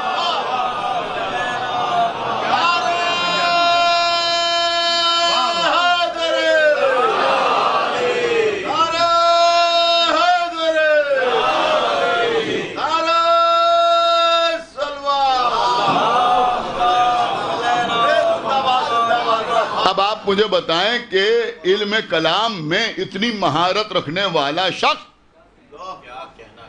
کیا امامت کے سلسلے میں مشکوک ہوگا؟ ایک صلوات اور پڑھ دے بر محمد و آل محمد۔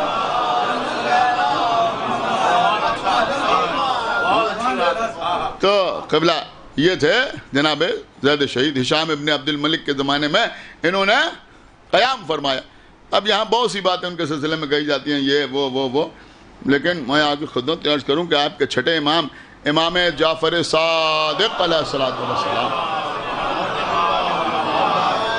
قیام جناب زید کے سلسلے میں ارشاد فرماتے ہیں۔ کون؟ سرکار صادق آل محمد، ہماری جان قربان امام جعفر صادق علیہ السلام کو معلوم ہے کیا ارشاد فرماتے ہیں؟ چھٹے امام نے ارشاد فرمایا کہ یہ ہمارے چچا زید جو لوگوں سے بیعت لیتے تھے، یہ اپنی امامت پر بیعت نہیں لیتے تھے۔ کیا سن رہے ہیں؟ یعنی انہوں نے کوئی دعوی امامت نہیں کیا تھا۔ آپ کے چھٹے امام فرما رہے ہیں، فرمایا انہوں نے دعوی امامت نہیں کیا تھا، بلکہ وہ رضائے آل محمد کی طرف دعوت دیتے تھے۔ دیکھیں پڑھے لکھے لوگ میرے خیال میں میرے جملوں کو سمجھ رہے ہیں کہ وہ رضائے آل محمد کی طرف دعوت دیتے تھے۔ اب اس کے بعد کا جملہ تمام حضرات کو اختیار ہے، جیسے چاہے ویسے سنیں۔ آپ کے امام کا جملہ ہے کہ زید شہید لوگوں کو رضائے آل محمد کی طرف دعوت دیتے تھے، اور جس رضا کی طرف دعوت دیتے تھے وہ ہم ہیں۔ صلوات پڑھیں بر محمد و آل محمد، وہ ہم ہیں۔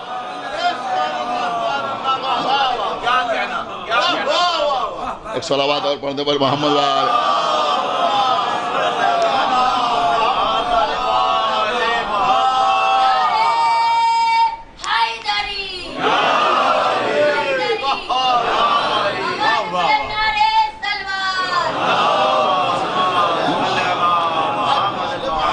مجمع میں کسی کم عقل و کم اصل نے کھڑے ہو کے کہا کہ لیکن زید شہید تو حکومت حاصل کرنا چاہتے تھے، تو چھٹے امام نے فرمایا خاموش ہو، وہ حکومت نہیں حاصل کرنا چاہتے تھے۔ قسم اس اللہ کی جس نے مجھے امامت عطا کی کہ اگر زید اپنے مشن میں کامیاب ہو جاتے تو حکومت کو ہماری طرف پلٹاتے۔ صلوات پڑھے بر محمد و آل محمد، کامیاب ہو جاتے۔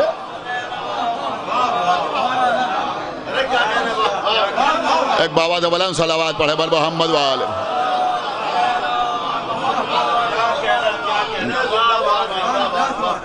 میرے خیال میں یہ ایسا موضوع ہے کہ جس کو بہت ہی کم ٹچ کیا جاتا ہے، جو میں اس وقت آپ کی خدمت میں عرض کر رہا ہوں۔ یہ جو قبلہ جناب زید شہید، آپ کو معلوم ہے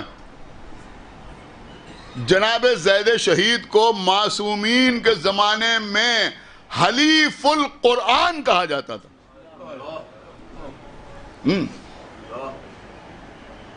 کیا کہا جاتا تھا؟ حلیف القرآن، اور ستون مسجد بھی کہا جاتا تھا۔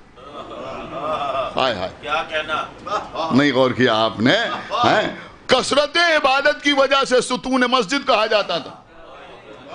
اب آپ نے نہیں سمجھا، خیر آپ جانے ہیں، کثرت عبادت کی وجہ سے ستون مسجد کہا جاتا تھا، اور علم کی وجہ سے حلیف القرآن کہا جاتا تھا۔ سمجھے آپ؟ حلیف القرآن کا مطلب کیا ہوتا ہے جانتے ہیں؟ حلیف القرآن، حلیف کہتے ہیں حلف لینے والے کو، سوئرن کرنے والا، شپت اٹھانے والا، قسم کھانے والا، بلکہ قسم کھانے والا کیا بلکہ قسم اٹھانے والا۔ میرے خیال میں یوں زیادہ بہتر ہوگا اگر پڑھا جائے۔ تو حلیف القرآن، حلیف القرآن کا مطلب کیا ہوتا تھا؟ حلیف القرآن کا مطلب میں سمجھا دوں آپ کو کہ دو قبیلے ایک دوسرے کے حلیف کہلاتے تھے. اب سنتے ہیں نا فلاں قبیلہ فلاں قبیلے کا حلیف تھا. حلیف بڑی ہے لام یہ فے حلیف. ایک ہوتا تھا حریف ایک ہوتا تھا حلیف. حلیف کون کہلاتا تھا؟ ایک قبیلہ دوسرے قبیلے کے لیے یہ حلف اٹھاتا تھا. یعنی وہ قبیلے الگ الگ ہوتے تھے، ان کے رسم و رواج الگ الگ ہوتے تھے، ان کا طریقہ الگ ہوتا تھا، اکثر ان کے نظریات الگ ہوتے تھے، ان کا مذہب الگ ہوتا تھا، لیکن ایک قبیلہ دوسرے قبیلے کے لیے حلف اٹھاتا تھا کہ اگر ان پر کوئی مصیبت پڑی، ان پر کسی نے کوئی حملہ کیا تو ہم ان کا ساتھ دینے کے لیے آئیں گے. خدا کے لیے بھائی تھوڑا بیدار ہو جائیے. ہم ان کا ساتھ دینے کے لیے آئیں گے، ہم ان کا دفاع کرنے کے لیے آئیں گے، ہم فوراً آئیں گے ان کی مدد کرنے کے لیے. تو زید شہید کو کہا جاتا تھا حلیف القرآن. سن رہے ہیں آپ؟ تو بھیا یہ حلیف القرآن کیوں کہا جاتا تھا؟ اس کا مطلب یہ ہوا کہ ان کے زمانے میں اگر کبھی قرآن پر کوئی حرف آیا تو یہ سامنے آئے. ایک صلوات پڑھ دے بر محمد و آل محمد.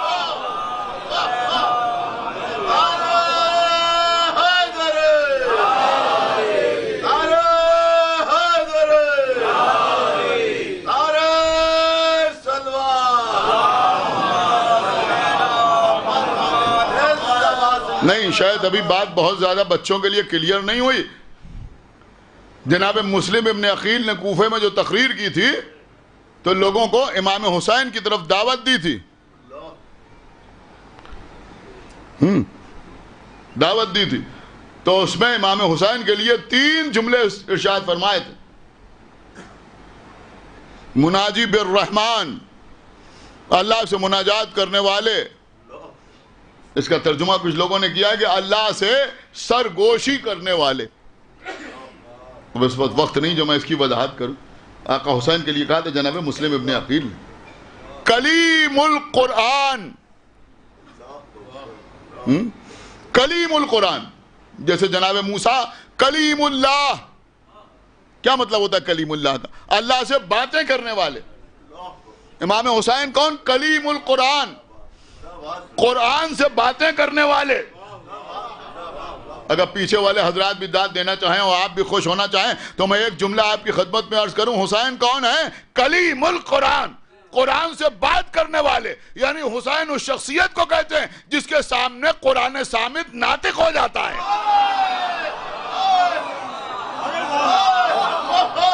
بھئی صلوات پڑھنے والے محمد و آل محمد. کلیم القرآن.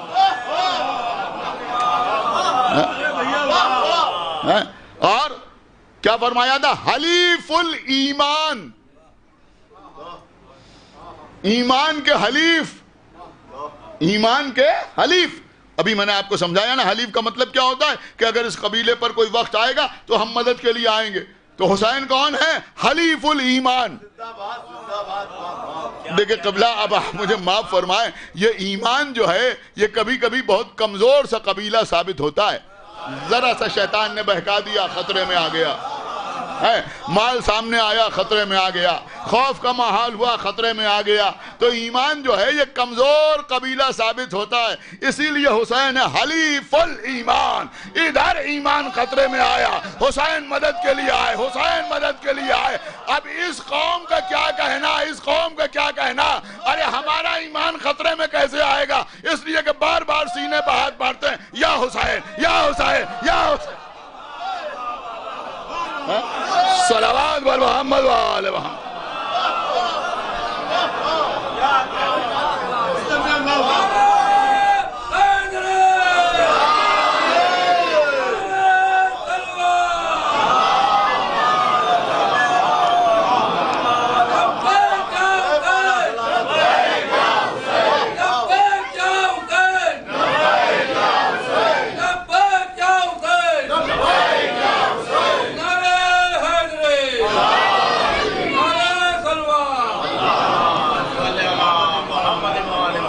دیکھیں قبلہ اب ایک بات اور سن لیں کہ جیسے جناب عیسیٰ کے بعد عیسائیوں نے جناب عیسیٰ کو اللہ کا بیٹا کہنا شروع کر دیا. جناب عیسیٰ نے کبھی نہیں کہا کہ میں اللہ کا بیٹا ہوں، لیکن لوگ کہنے لگے، تو جناب عیسیٰ کیا کریں؟ گمراہ تو یہ ہے نا۔ آپ سمجھ رہے ہیں میری بات؟ جس طرح سے مولا علی کو نصاریوں نے خدا کہنا شروع کر دیا، انہوں نے تو نہیں کہا کہ میں خدا ہوں، لیکن لوگوں نے کہنا شروع کر دیا۔ بالکل اسی طرح سے ایک فرقہ پیدا ہو گیا زیدیہ، جنہوں نے جناب زید شہید کو امام کہنا شروع کر دیا، ورنہ کسی کتاب سے ثابت نہیں ہے کہ جناب زید شہید نے کہا کہ میں منصوص بن اللہ امام۔ کبھی امامت کا دعویٰ زید شہید نے نہیں کیا۔ لیکن عزیزوں، لطف کی بات یہ ہے کہ وہ زیدیہ فرقہ، وہ بھی ظاہر سی بات ہے کہ باطل فرقہ ہے، جنہوں نے جناب زید شہید کو امام کہا، وہ کچھ اور باتیں بھی کہنے لگے، کچھ اہل سقیفہ کی بھی طرفداری کرنے لگے۔ کیا سن رہے ہیں آپ؟ اور ان کی وجہ سے کچھ لوگ جناب زید شہید کے لیے بھی مشکوک ہو گئے کہ زید شہید پہلے اور دوسرے کے بارے میں کچھ سافٹ کارنر رکھتے تھے۔ خدا کے لیے سنیے، دیکھیں میں بالکل پڑھ کے پڑھ رہا ہوں، بلکہ ریسرچ کر کے پڑھ رہا ہوں، میرے خیال میں آپ کو اس بات کا احساس ہوگا، اور میرے خیال میں شاید یہ ضروری تھا کہ میں پڑھوں اس کو۔ ایک صلوات پڑھے بر محمد۔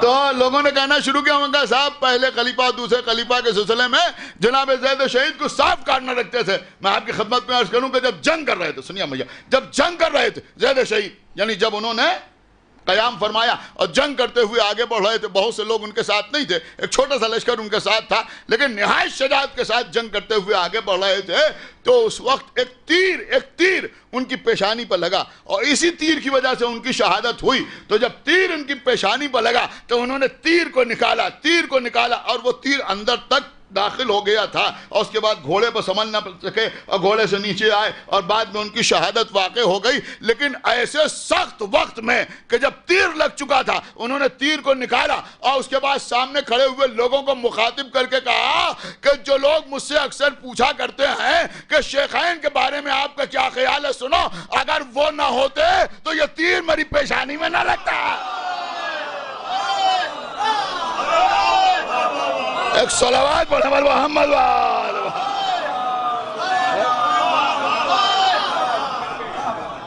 ایک بابا تو بلند صلوات پڑھے بر محمد وآلہ۔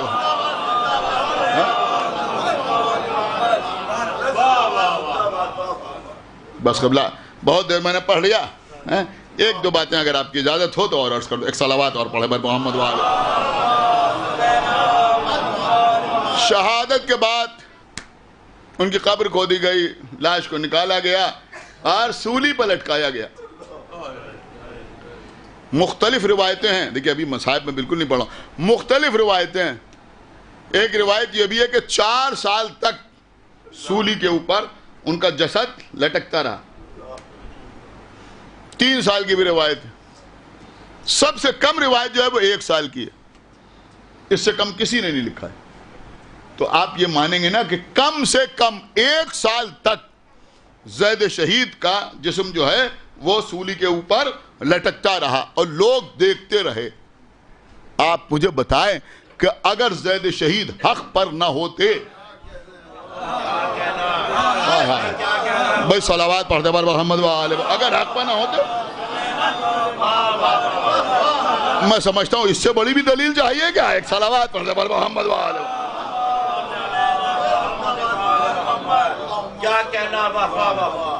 اور پھر یہ بھی سمجھئے کہ ہشام ابن عبد الملک ابن مروان، جس کے مقابلے میں انہوں نے قیام کیا تھا، جب بنی عباس غالب آئے، یہ بھی تاریخ ہے، جب بنی عباس غالب آئے اور ان کے ہاتھ میں حکومت آئی، تو چونکہ بنی امیہ کو انہوں نے شکست دی تھی، تو انہوں نے بنی امیہ کی قبریں کھود ڈالی۔ اب اس کے سارے ڈیٹیلز موجود ہیں، جو یہاں اہل علم بیٹھے ہوئے ہیں وہ تائید کر رہے ہیں۔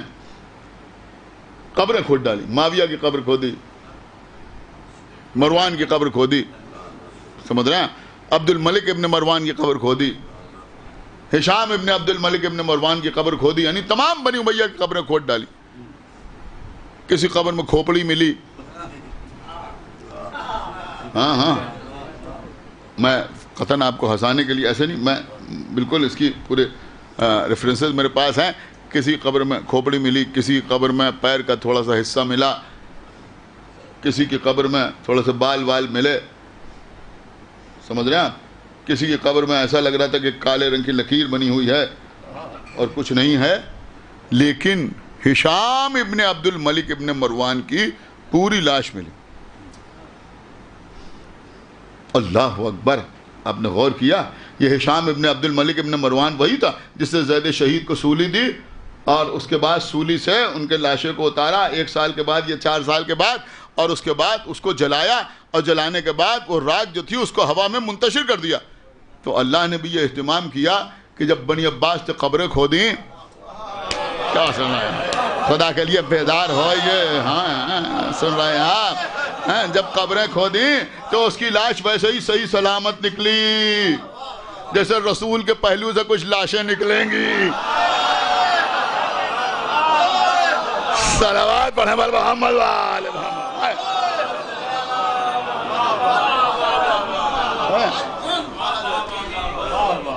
تو بنی عباس نے اس کی لاش کو نکالا اور نکالنے کے بعد اس کو کوڑے لگائے، اور کوڑے لگانے کے بعد اسے سولی دی، سمجھ رہے ہیں آپ؟ سولی دی۔ اب جب سولی دی تو وہ سڑنے لگی لاش، جب سڑنے لگی تو اسے سولی سے اتارا اور پھر اسے جلایا۔ سن رہے ہیں آپ یا نہیں سن رہے ہیں؟ اسے جلایا اور جلانے کے بعد پھر اس راکھ کو منتشر کیا۔ غور فرمایا آپ نے؟ یہ تھا اللہ کا انتقام، یہ تھا اللہ کا انتقام۔ شہید ثالث علیہ الرحمہ نے لکھا ہے کہ وہ ساری قبریں تو کھود ڈالی گئیں، لیکن بعد میں اہل تسنن نے انہی قبروں میں جب ان کو بعد میں اقتدار ملا تو پتھر وتھر بھر کے پھر قبریں بنا دی اور پھر وہاں جانے لگے۔ خدا کے لیے بھائی بیدار ہوئیے کہ پہلے قبریں پھر بنا دی، پتھر وتھر بھر کے پھر قبریں بنا دی اور پھر وہاں جانے لگے زیارت کرنے کے لیے۔ اب آپ ذرا غور سے فرمائیں کہ ایسے لوگ ہمارے امام باڑوں پر اعتراض کر رہے ہیں۔ صلوات پڑھتے پر محمد وآل محمد۔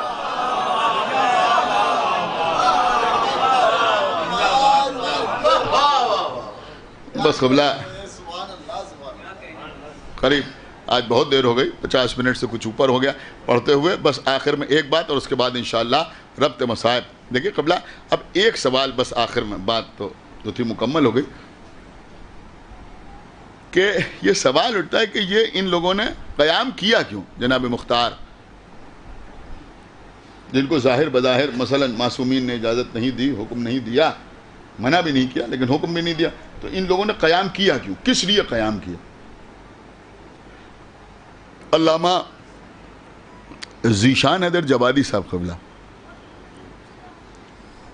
ظاہر سی بات ہے کہ ایسے لوگوں کی تحریروں سے فائدہ اٹھایا جا سکتا ہے۔ انہوں نے ایک کتاب انہوں نے لکھی ہے قمر بنی ہاشم۔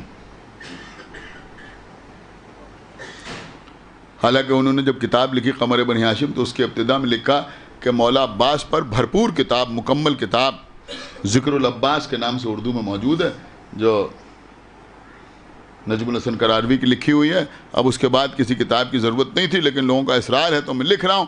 پھر انہوں نے یہ بھی لکھا کہ وہ انہوں نے جو کتاب لکھی ہے وہ سوانے کی حیثیت رکھتی ہے، اور میں جو کتاب لکھ رہا ہوں یہ ان کے کردار کے سلسلے میں ہے۔ بہرحال تو اس میں انہوں نے بہت سی چیزیں لکھی ہیں۔ اس میں ایک بات انہوں نے لکھی ہے، میرے خیال میں اگر آپ محسوس کریں گے تو پھڑک جائیں گے جتنا بھی تھکے ہوئے ہوں، لیکن جملہ بڑے غضب کا انہوں نے لکھا ہے۔ انہوں نے لکھا کہ آقا عباس سے زیادہ امام حسین کی مرضی کو سمجھنے والا کوئی نہیں تھا۔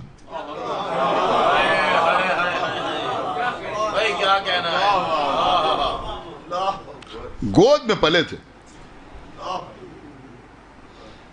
ایک بچہ جو ہے وہ اپنے باپ کے مزاج کو بڑی اچھی طرح سمجھتا ہے، سمجھ رہا؟ کوئی معاملہ ہو جائے تو ہمارا بیٹا، آپ کا بیٹا یہ سمجھ سکتا ہے کہ اب ہمارے باپ کا اسٹیپ کیا ہوگا۔ اس شخص نے جو یہ کام کیا ہے تو اس کے ریئیکشن میں ہمارے باپ خاموش رہیں گے یا ایسے جواب دیں گے یا ہاتھ چلا دیں گے یا تلخ کلامی کریں گے، کیا کریں گے، یہ بچہ اچھی طرح سمجھتا ہے۔ کیوں؟ اس لیے کہ اس کو مکمل احساس ہوتا ہے کہ بھئی ہمارے باپ کا مزاج کیا ہے۔ تو آقا عباس تھے. یعنی اگر نورانیت اور روحانیت کو الگ رکھ دیا جائے تب بھی تو آقا عباس کو تو امام حسین نے پالا تھا, انہی کی گود میں پلے تھے, ہر وقت ان کے ساتھ رہتے تھے. تو ان سے زیادہ امام حسین کا مزاج کون جانتا تھا؟ اور پھر تمام باتیں کربلا سے متعلق سنتے رہے بچپن سے, سب جانتے تھے کہاں تلوار چلنا ہے, کہاں تلوار نہیں چلنا ہے, کب چلنا ہے, کب نہیں چلنا ہے, کہاں صبر کرنا ہے, کہاں جہاد کرنا ہے, سب جانتے تھے حضرت عباس.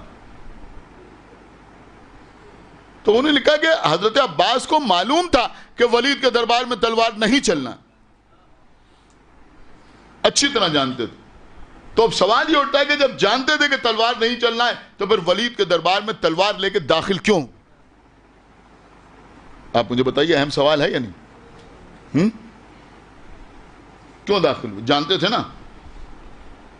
اب دیکھیے عزیزوں, اگر آدمی کے پاس عقل ہوتی ہے تو اس سے کوئی نکتہ نکالتا ہے, اور عقل نہیں ہوتی تو روایتی سے انکار کر دیتا ہے. کیوں؟ وہ جانتے تھے کہ ہمیں کوفے میں جنگ نہیں کرنا ہے, کربلا میں جنگ کرنا ہے. تو پھر جب جناب مسلم کی شہادت کی خبر ملی تو کیوں کہا کہ آقا حسین مجھے کوفے پہنچا دیجئے؟ کیوں کہا؟ کس لیے کہا؟ جانتے تھے نا کہ ہمیں تو کربلا میں جنگ کرنا. وہ جانتے تھے کہ خیمہ دریا کے کنارے سے ہٹ جائیں گے, تو پھر لکیر کیوں کھینچی؟ پھر تلوار کو قبضے سے باہر کیوں کیا, نیام سے باہر کیوں کیا؟ کس لیے یہ سارے کام امام مولا عباس کر رہے ہیں؟ انہیں تو معلوم ہے کیا ہونا ہے, وہ جانتے ہیں ہمیں کیا کرنا ہے. امام حسین کی مرضی سے آقا عباس واقف نہ ہوں گے تو کون واقف ہوگا؟ آپ میری بات سمجھ رہے ہیں نہیں سمجھ رہے؟ تو پھر یہ آقا عباس بار بار جذبات کا مظاہرہ کیوں کر رہے ہیں؟ یہ تلوار کیوں نکال رہے ہیں؟ یہ لکیر کیوں کھینچ رہے ہیں؟ یہ ولید کے دربار میں کیوں داخل ہوئے جا رہے ہیں؟ انہوں نے لکھا کہ یہ سارے کام آقا عباس نے اس لیے کیے کہ کوئی حسین کو مجبور نہ سمجھ لے. بھئی شاید سارا مجمع پہنچا نہیں ہے کہ آقا حسین مظلوم ہیں, کوئی حسین کو مجبور نہ سمجھ لے. لہذا بار بار شجاعت کا مظاہرہ, یہ جو بازو بھڑک رہے ہیں, یہ جو چہرے پر جلال نمودار ہو رہا ہے, یہ جو ہاتھ تلوار کے قبضے کے اوپر پہنچا جا رہا ہے, یہ صرف اس لیے کہ دشمن حسین کو مجبور نہ سمجھ لے. ذیشان ندر صاحب کی بات یہاں پہ تمام ہو گئی, لیکن اسی سے فائدہ اٹھاتے ہوئے میں آپ کی خدمت میں عرض کر رہا ہوں, بالکل اسی طرح سے آپ سمجھ لیجئے کہ وہ چاہے جناب مختار کا قیام ہو, یا زید شہید کا قیام ہو, یا یحییٰ ابن زید کا قیام ہو, یا زید النار کا قیام ہو, یا ہمارے ائمہ جو گھر میں بیٹھے ہوئے ہیں تسبیح و تحلیل میں مصروف ہیں, جہاد بالسیف نہیں کر رہے ہیں, تو ان حضرات نے قیام صرف اور صرف اس لیے کیا کہ دنیا ان اماموں کو مجبور نہ سمجھ لے. کیا کہنا ایک صلوات پڑھ دے بر محمد وآل, کوئی مجبور نہ سمجھ. ورنہ یہ بھی جانتے تھے کہ ہمیں کامیابی ملے گی یا نہیں ملے گی, ہم قتل کریں گے یا قتل ہوں گے, ہم حکومت حاصل کریں گے یا ہمیں شہید کر دیا جائے گا, یہ ساری باتیں اچھی طرح جانتے تھے. بس قبلہ بات تمام. یہ شب شہادت ہے ہمارے اور آپ کے چوتھے امام, امام زین العابدین علیہ السلام, جن کی زندگی روتے ہوئے گزر گئی. کھانا سامنے آیا تو روئے, پانی سامنے آیا تو روئے.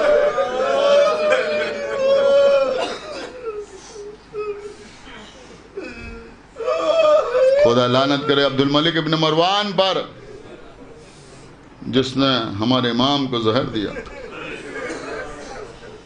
95 ہجری 25 محرم, وہ امام جو گھر میں بیٹھے رو رہے ہیں, عبادتوں میں مصروف ہیں,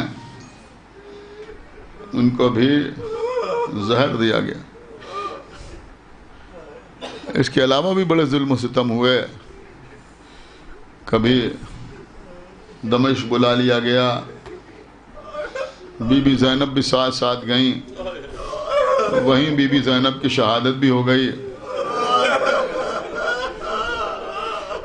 اب آپ سمجھ سکتے ہیں عزیزوں کیا کیا مصائب گزر گئے.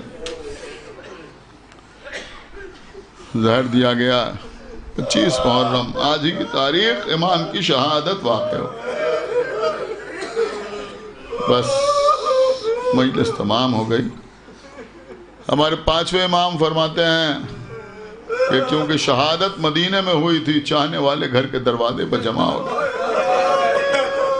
ایک جم غفیر تھا، گریہ و زاری کی آوازیں بلند ہو رہی تھیں، لوگ ماتم کر رہے تھے، رو رہے تھے. آگے بڑھ کر امام محمد باقر کو پرسہ دے رہے تھے. میں کہوں گا مولا آپ کو اس کا پرسہ دیا جا رہا ہے جس کے بابا کا پرسہ اسے اس طرح دیا گیا کہ نیچے سے بستر کھینچا گیا، ہاتھوں میں ہتھ کڑیاں، پیروں میں بیڑیاں پہنائی گئیں، دیار بدیار ترک و دیلم کے قیدیوں کی طرح پھرایا گیا.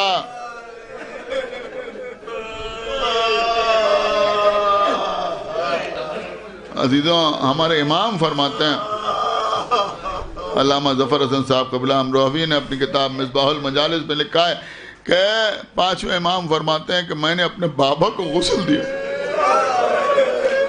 معصوم کو معصوم ہی غسل دیتا ہے. امام فرماتے ہیں میں نے اپنے بابا کو غسل دیا. دیکھیں جیسے فضائل دہرائے گئے ہیں آل محمد کے درمیان، ایک جیسے واقعات کئی اماموں کے ساتھ ہوئے، بالکل اسی طرح سے عزیزوں کہیں کہیں مصائب بھی دہرائے گئے. آپ سنتے ہیں نا کہ جب مولا علی بی بی زہرا کو غسل دے رہے تھے تو چیخ مار کے روئے. جب باہر آئے تو کسی نے پوچھا یا علی چیخ مار کے کیوں روئے؟ کہا اس لیے کہ جب میں غسل دے رہا تھا تو میں نے دیکھا سیدہ کی پسلیاں شکستہ.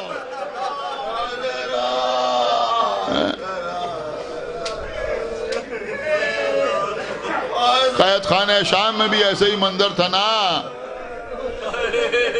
بی بی سکینہ تازیانے کھاتے کھاتے اتنے زخم آ گئے کہ کرتا زخموں سے چپک گیا.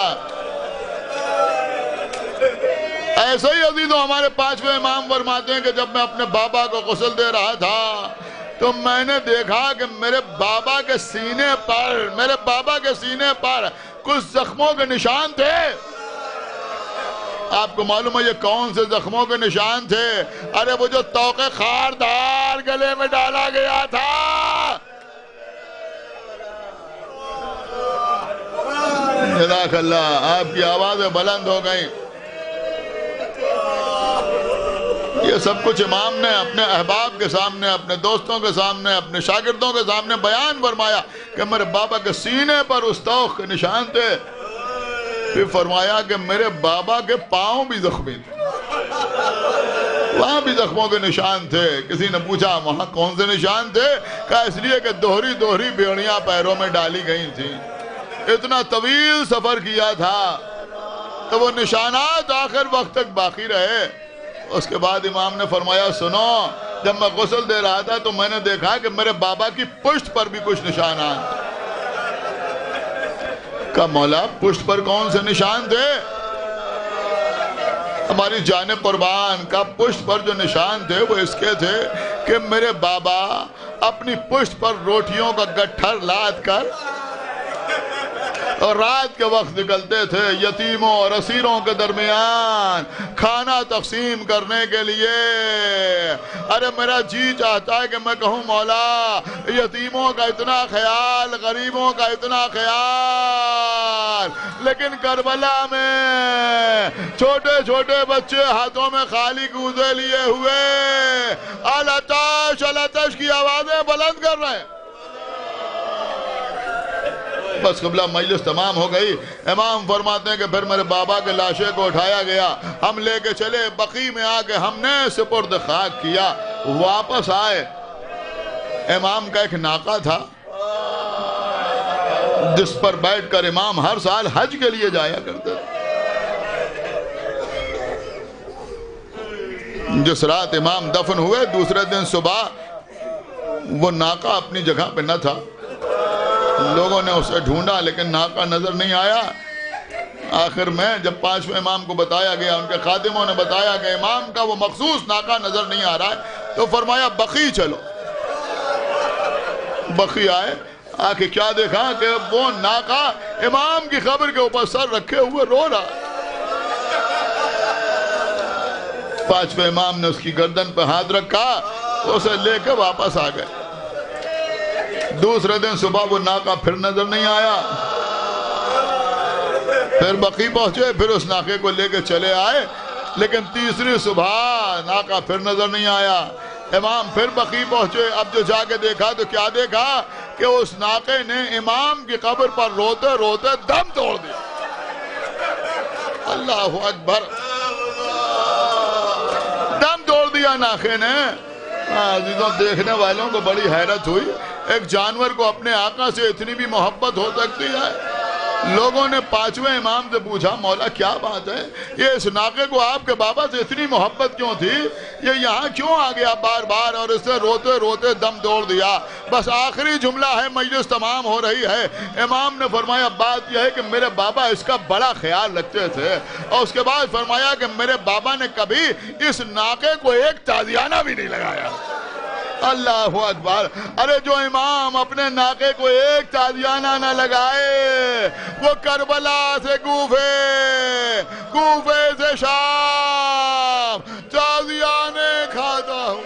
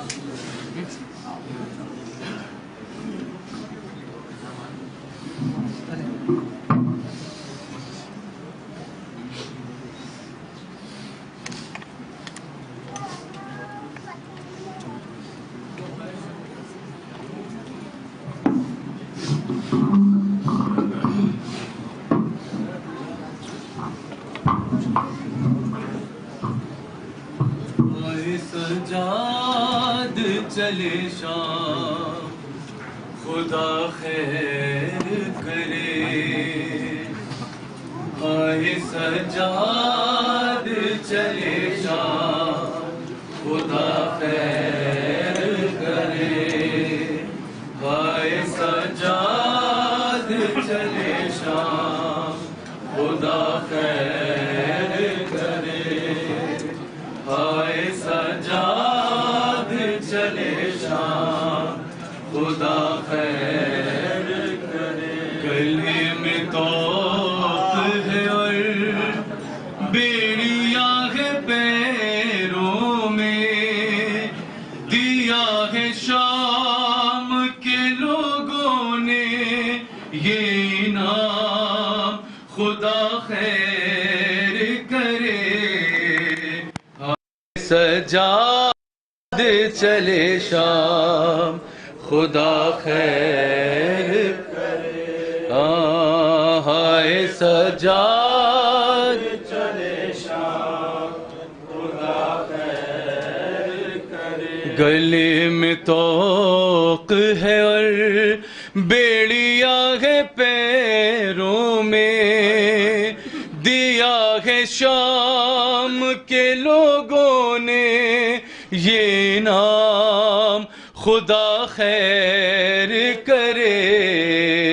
ہائے سجاد چلے شام خدا خیر کرے, ہائے سجاد چلے شام خدا خیر وہ جس کے سر سے ردا بھی کبھی سرک جائے، تمہارے شرم کے سورج وہیں پلٹ جائے، شرابیوں سے ہوئی ہے وہ ہم کلام، خدا خیر کرے، ہائے سجاد چلے شام، خدا خیر کرے، ہائے سجاد چلے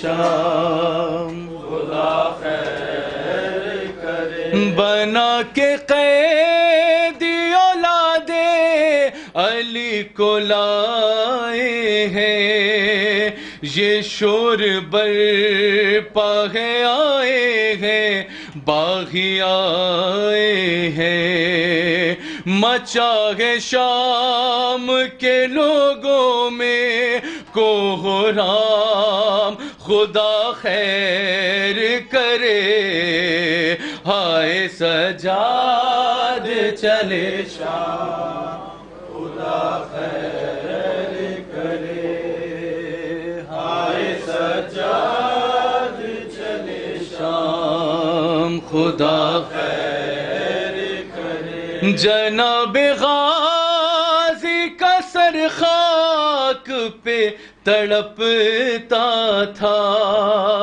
بیمار قیدی کی آنکھوں سے خون برستا تھا، لعین لیتا تھا زینب کا جب بھی نام، خدا خیر کرے، ہائے سجاد چلے شام، خدا خیر کرے، ہائے سجاد چلے شام، خدا خیر کرے، یا حسین یا حسین یا حسین یا حسین یا حسین یا حسین یا حسین یا حسین یا حسین یا حسین یا حسین یا حسین،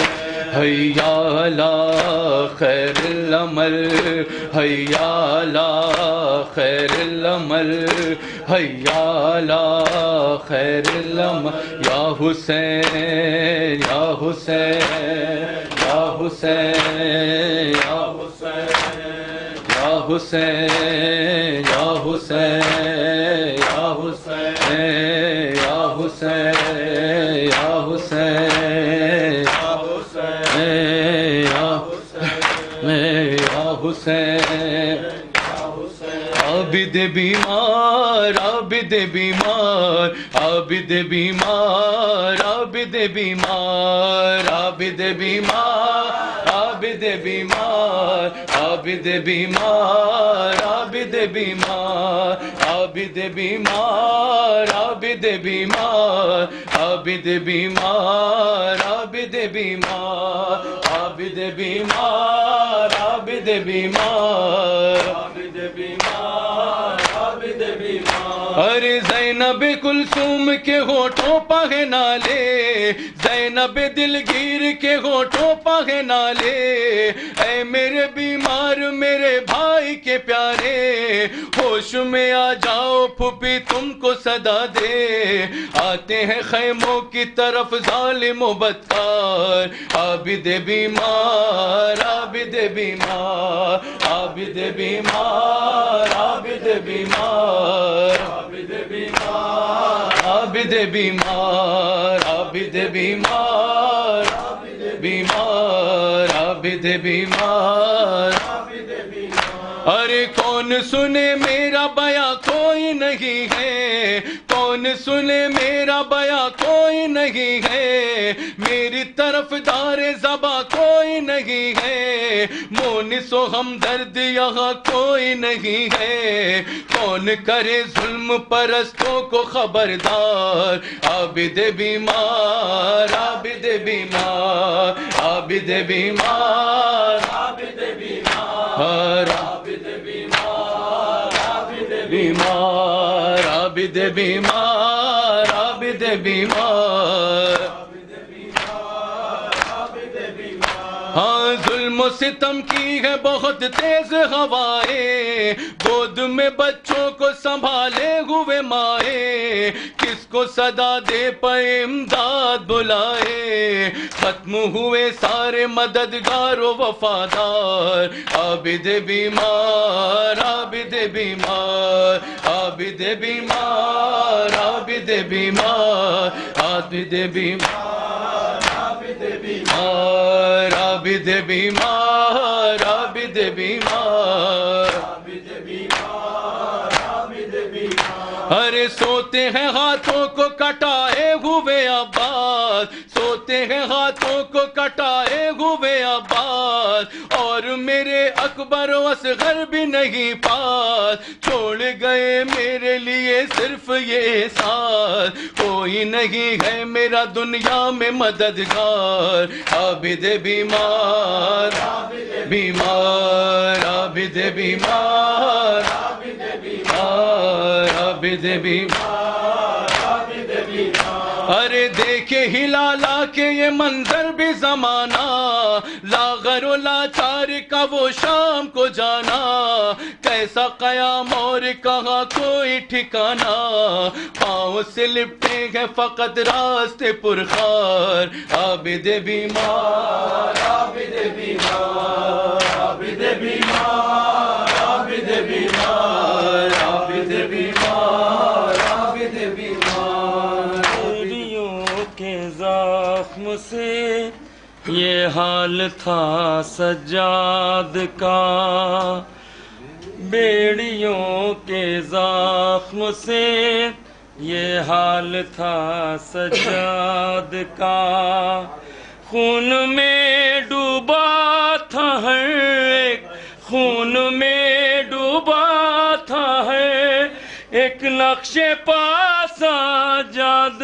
کا، پاؤں کے چھالوں نے بھی ماتم کیا سجاد کا، پاؤں کے چھالوں نے بھی ماتم کیا سجاد کا، توخ گردن نے بھی گردن سے نچوڑا بے حساب، توخ گردن نے بھی گردن سے نچوڑا بے حساب، بیڑیوں نے بھی لہو بیڑیوں نے بھی لہو بے حد پیا سجاد کا، پاؤں کے چھالوں نے بھی ماتم کیا سجاد کا، پاؤں کے چھالوں نے بھی ماتم کیا سجاد کا،